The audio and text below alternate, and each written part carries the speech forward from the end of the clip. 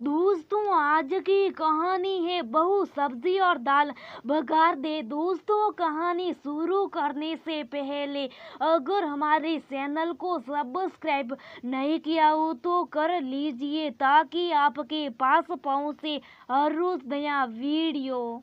उमा जी शाम को बगीचे से टहल कर आई आकर आराम फरमा रही थी। उनके पति उमेश जी बोले, ये निधि कितने बजे आएगी? आजू से कहना। आते आते दही ले आए और सब्जी भी। उमा जी ने तुरंत अपनी बहू निधि को फोन लगाया। निधि, आते आते दही और कल के लिए सब्जी लेते आना। कितने बजे तक आओगी? जी मम्मी जी, बस आधे घंटे में निकल रही हो। हालांकि उमा जी और उमेश जी खुद भी जिस बगीचे में गए थे उसके पास ही सब्जी मंडी और दही की दुकान भी रास्ते में, पर यह सब काम निधि करती। निधि घर आई, आती हाथ मुंह धोकर किचन में लग गई। कुकर चढ़ाया, सब्जी बनाई, बर्तन जमाए, फिर सूखे हुए कपड़े निकाल कर धो करके रखे, दाल बनाई, सलाद काट कर रखा। अभी काम खत्म नहीं हुआ था कि माँ बोली, निधि कल 2-4 किलो गाजर लेना आना, हलवा बना लेना, नीरज को बहुत पसंद है ना। निधि बोली, हाँ मम्मी ले आऊंगी। निधि ने पापा मम्मी को खाना परोसा, फिर बैठ गई नीरज का इंतजार करने में। आज नीरज को आने में देर हो गई। नीरज 11 बजे आए। आधी निधि ने खाना परोसा, फिर नीरज का होने के बाद निधि ने खाना खाया। उमा जी बोली, बेटा थक गया होगा ना, कितना काम करना पड़ता है ना तुझे, कितनी मेहनत करनी पड़ती है आजकल कमाने के लिए, अपना ध्यान रखा कर। निधि, इसके लिए बादाम भिगा दे, कल सुबह इसे खिला देना। नीरज बोला, सभी के लिए भिगो दो, सब खा लेना। तो उमा जी बोली, अरे हम सबको क्या काम, मेहनत तो तेरी होती है ना, इसलिए तो खा बेटा। कब नीति गाजर का हलवा भी बना लेगी। ठंड के मौसम में अच्छा खाओ तो शरीर को लगता है। सोने जाने में 12 बज गए थे। निधि ने सुबह 5 बजे का अलार्म लगाया और सो गई।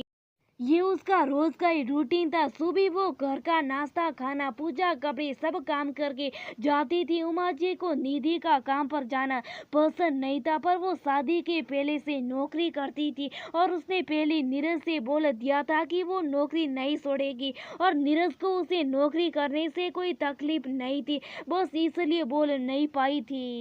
लगता था जैसे उन्होंने पूरा समर्पित होकर घर संभाले, वैसे निधि ने भी संभालना चाहिए। वैसे निधि किसी भी बात के लिए मना नहीं करती थी और न ही किसी काम में कोई कसर छोड़ती थी, तो उन्हें कुछ बोलने का मौका नहीं मिलता था, इसलिए वो उसे थोड़ा ज्यादा काम बताती थी ताकि वो खुद ही थक कर नौकरी छोड़ दे। और अब उसकी शादी को 2 साल होने आए थे, तो पोता पोती के साथ खेलने की प्रबल इच्छा थी उनके मन में थी, जो वो कई बार निधि से कह भी चुकी थी। निधि उसे कुछ नहीं कहती थी। उसका एक प्रमोशन होने वाला था, बस उसी का इंतजार कर रही थी। नीरज को बता रखा था उसने, नीरज हमेशा उसकी मदद करता था। कोई बात होती थी तो वो नीरज से कहती थी।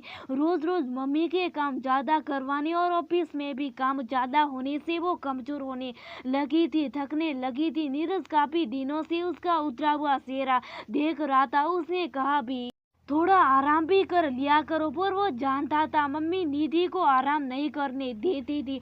उसने एक तरकीब सोची। अब तो निधि के घर आने से पहले घर आ जाता था। आते आते निधि से पूछकर बाहर के सारे काम भी कर लेता था। घर आती मम्मी से पूछकर छोटे छोटे काम वो कर देता। निधि को थोड़ा समय मिल जाता आराम करने के लिए। मम्मी और पापा दोनों इस बात पर ध्यान दे रहे थे कई दिनों से। आखिरकार आज नीरज के जल्दी आने पर पापा ने पूछ लिया, क्या बात है बेटा, आजकल इतना जल्दी क्यों आ जाते हो?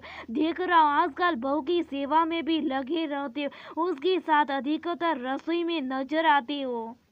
नीरज तो सही रहता है ऐसा। उसने कहा, पापा सेवा तो आपकी बहू भी मेरी और अब 2 साल से कर रही है, पर उसे तो आपने कभी नहीं कहा कि बहू क्या बात है, सबकी सेवा कुछ ज्यादा ही चल रही। मैं नौकरी से आता हूँ तो मुझे सब हाथ में मिलता है, और वो नौकरी से आकर भी घर का सारा काम करती है। मैं नहीं चाहता कि मम्मी काम करे, हर काम के लिए तो भाई भी रख सकते हैं ना। वो भी नौकरी करती है पापा, दिन भर वो भी थक होती है, वो भी इंसान है, हमें उसे लाए इस घर में, अगर हम उसका ध्यान नहीं रखेंगे तो कौन रखेगा? फिर कल वो घर छोड़ कर जाने को कहेगी तो आपको बुरा लगेगा। वो तो अच्छी है, इसलिए कुछ नहीं बोलती, पर इसका मतलब ये नहीं कि उसे तकलीफ नहीं होती। मम्मी आपको तो ज़्यादा समझना चाहिए, और आपसे अच्छा कौन जानता है?